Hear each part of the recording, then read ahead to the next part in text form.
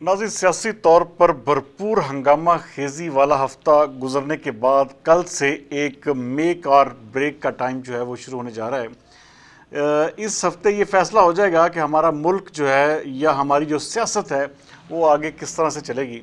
क्योंकि कल सोमवार है और सबसे बड़ी हेयरिंग जो है वो होने जा रही है, जिसमें चीफ जस्टिस उमर अता बंदयाल साहब जिस तरह उन्होंने फरमाया था कि सोमवार का दिन एक नई सुबह तलू होगी और उस सुबह में बहुत सारी अच्छी चीज़ें होगी। नाज़रीन, इन 3 दिनों में उन्होंने बहुत कोशिशें की हैं, इसमें कोई शक नहीं। मुझे मेरे ज़राए इस चीज़ को कंफर्म कर रहे हैं कि उमर अता बंदयाल साहब ने तमाम लोगों से मुलाकात की कोशिश भी की है, अपने जो हम ख्याल उनका जो लोगों के साथ साथ जो बाकी जजेज़ हैं, और बाकायदा फ़र्दन हर एक से रब्ता करके उन्होंने कोशिश की है कि किसी तरह से भी इस सारे मामले को टैकल किया जाए। लेकिन जो सबसे बड़ी एक रुकावट कह लें या सबसे बड़ी एक ऐसी चीज़ जो उनके अपने हाथों से सरजद हुई, जो उन्होंने एक सर्कुलर निकलवाया चीफ जस्टिस उमर अता बंदयाल साहब ने रजिस्ट्रार सुप्रीम कोर्ट के हाथों से, वो जो सर्कुलर है वो बाकी सारे जो ख़ास तौर पर दूसरा ग्रुप है उसको खटक रहा है कि वो एक सीधा साधा एक तौहीन अदालत है कि अगर हम 3 जजेस अगर फ़ैसला करके किसी भी बात के ऊपर अगर एक फ़ैसला जारी करते हैं तो वो एक रजिस्ट्रार वो कौन होता है इसको एक ऑर्डर की शक्ल में या एक सर्कुलर की शक्ल में जारी करने वाला कि जी उस ऑर्डर की या उस अदालती जो एक 3 रुकनी बेंच ने फ़ैसला किया उसकी कोई हैसियत नहीं। नाज़रीन, ये वाहद वजह है जिसकी वजह से उमर अता बंदयाल साहब को बेइंतहा सुबकी भी हो रही है और उनके जो मामलात वो जो कोशिश कर रहे थे कि अच्छी सुबह तुलू होगी तो उसमें रुकावटें भी आ रही हैं। नाज़रीन, यहाँ तक भी कन्फर्म हो चुका है कि उमर अता बंदयाल साहब जो हैं वो फुल कोर्ट बेंच बनाने के हवाले से भी जो माइल हैं वो दिखाई देते हैं, जबकि उन्होंने ये भी कहा है कि अगर अक्टूबर में इंतखाबात के हवाले से अगर हुकूमत जो है वो अपनी दे देती है, अपनी इनपुट देती है कि भाई कंफर्मेशन दे देती है, तो हम इस फैसले को जो है ना इस तरह से कर लेंगे कि ताकि हमारा आइन भी बच जाए और हमारी एक वो जो उनकी ज़िद है या आना है वो भी बच जाए और बाकी तमाम मामलात जो हैं वो भी टैकल हो जाएं। लेकिन नाज़रीन, कल का दिन जो है वो उमर अता बंदयाल साहब के लिए बहुत भयानक साबित होने जा रहा है, क्योंकि अभी तक की जो मेरी इतलात हैं उसके मुताबिक तमाम जजेस जो हैं वो आपस में इकट्ठे नहीं हो सके और उनमें से अक्सर जो जजेस हैं उन्होंने मिलने तक से भी इनकार किया है और उनका कहना है कि अगर आपने अपना अब तुरप का पता खेला है तो अब हम सोमवार वाले दिन हम बताएंगे कि हम क्या करते हैं। नाज़रीन, दूसरी जानब हुकूमत जो है वो ये आपको मैंने कल बताया था कि वो फ़ैसला तो कर चुकी है, लेकिन इसके आफ्टर इफ़ेक्ट्स क्या होंगे, इसका जो सारे कॉन्सिक्वेंसेस हैं, कैसे ये सारी हुकूमत कैसे इस चीज़ को मैनिपुलेट करेगी,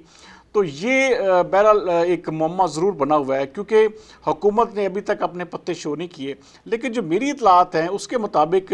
ये बात अब तय हो चुकी है कि ये जो तीनों जजेस हैं इनके ख़िलाफ़ जो है ये हो सकता है कि अगर ये 3 रुकनी बेंच ऐसे ही बरकरार रहता है तो इनके ख़िलाफ़ जो है रेफरेंस फाइल किया जाएगा। और दूसरी जानब जो फ़ाइज़ ईसा साहब का जो एक 3 रुकनी बेंच जिसमें 2-1 का फ़ैसला आया था कि कोई भी सो मोटो नोटिस जो है कानून साजी के मुकम्मल होने तक नहीं हो सकता, ना कोई जज इस हवाले से फ़ैसला करेगा, तो वो जो अदालत है वो जो दोबारा बेंच उसमें बैठ सकता है और chief justice of Pakistan Umar Ata Bandial साहब को काम करने से रोका जा सकता है। नाज़रीन, इस वक्त पाकिस्तान तहरीक इंसाफ जो है वो किसी तरह से भी कोशिश कर रही है।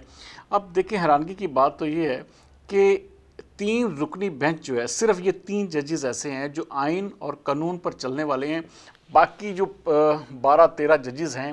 वो तमाम, उनको आइन का भी नहीं पता, उनको ये भी नहीं पता, ना वो मुल्क से मुखलिस हैं, ना वो उनका किसी तरह से भी उनको आप किसी तरह से भी क्रेडिबल कह सकते हैं। तो पाकिस्तान तहरीक इंसाफ का सारा जो उनकी ख्वाहिशात कह लें, उनकी जो उम्मीदों का मरकज़ जो है इस वक्त ये 3 रुकनी बेंच बना हुआ है और वो किसी तरह से भी आप अंदाज़ा करें, उनके ट्रेंड्स देखें कि हम अदलिया के साथ खड़े हैं, हम हर वो अमल करेंगे जिससे हमारा चीफ जस्टिस जो है उसको एहसास होगा कि हम उनके साथ खड़े हैं। और बाकायदा तौर पर मुख्तलिफ सोशल मीडिया सर्कल्स पर मैं देख रहा हूँ कि इस हवाले से जो इंसाफ लायर्स विंग है उनके जो वकला हैं उनको भी वहाँ पर शहर दस्तूर पर कल 10:30 बजे तक पहुँचने का कहा गया है। नाज़रीन,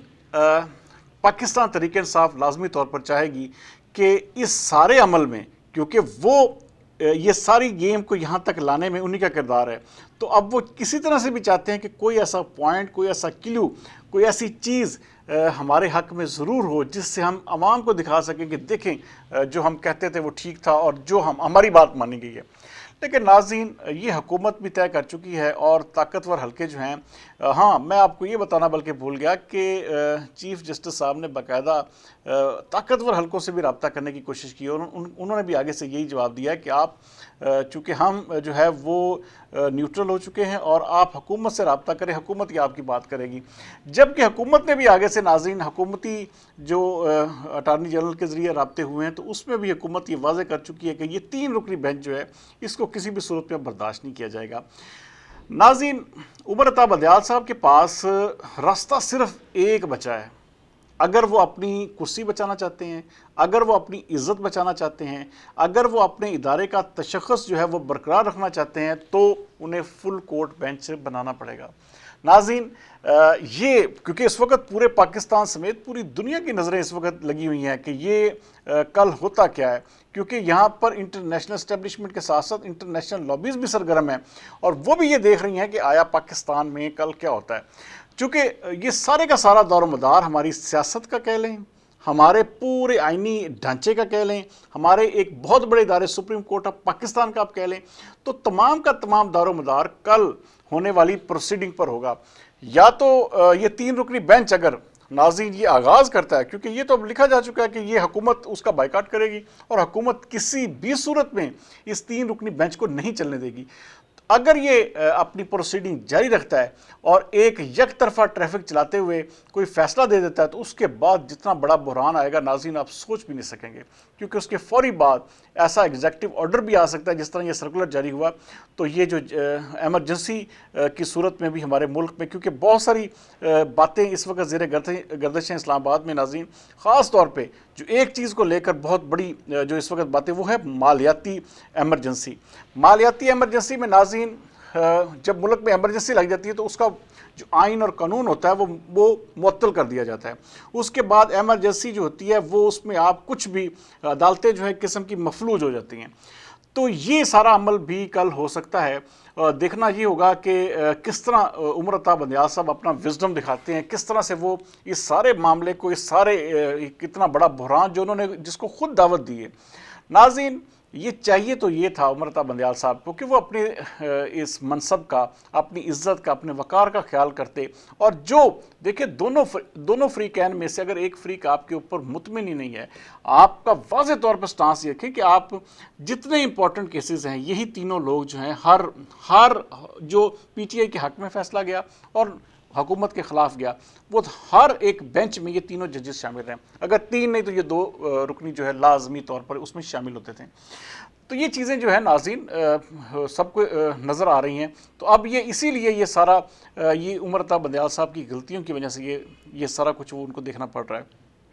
جو وہ بار بار بات کر رہے تھے. اور خاص طور پر ایک چیز اور کہ ایک جج کے اوپر وہاں پر جوڈیشل کمیشن میں ریفرنس دائر ہو چکا ہے اور اس کے باوجود وہ کہہ رہے ہیں کہ میں دکھانا چاہتا تھا جی کہ میں ان کے ساتھ ہوں. آپ بھائی کیا دکھانا چاہتے تھے؟ اس کا مطلب آپ یہ دکھانا چاہتے تھے کہ آپ کرپٹ جج کے ساتھ ہیں، آپ جو کرپشن میں لتھڑا ہوا آدمی ہے اس کو آپ ساتھ بٹھا کر یہ کس کو پیغام دے رہے تھے؟ اس کا مطلب ہے کہ آپ اپنے ادارے کو برباد کر رہے تھے. دوسری جانب آپ سب سے زیادہ ایکٹیو رول پلے کر رہے تھے قاضی فائز عیسیٰ کے حوالے سے. تو یہ ساری چیزیں جو ہیں یہ کسی سے ڈھکی چھپی نہیں ہے ناظرین، اور یہ ایک ایسا معاملہ ہے جو کہ کل پاکستان میں میک اور بریک ہونے جا رہا ہے. اور اس حوالے سے پوری پی ٹی آئی اس وقت جو ہے وہ آپ کسی بھی ان کے رہنما کا بیان دیکھ لیں تو اس وقت صرف اور صرف اس کا فوکس یہی ہے کہ جی کل ایسا ہو جائے گا، وزیر اعظم کو فارغ کر دیں گے، کابینہ فارغ ہو جائے گی. اور اس وقت جو ہے رول آف لا جو ہے وہ بہت اہمیت، حالانکہ رول آف لا تو یہ ہے کہ جب یہ 3 رکنی بینچ کے اوپر حکومت کو اعتماد ہی نہیں ہے، اور اعتماد ہو بھی کیسے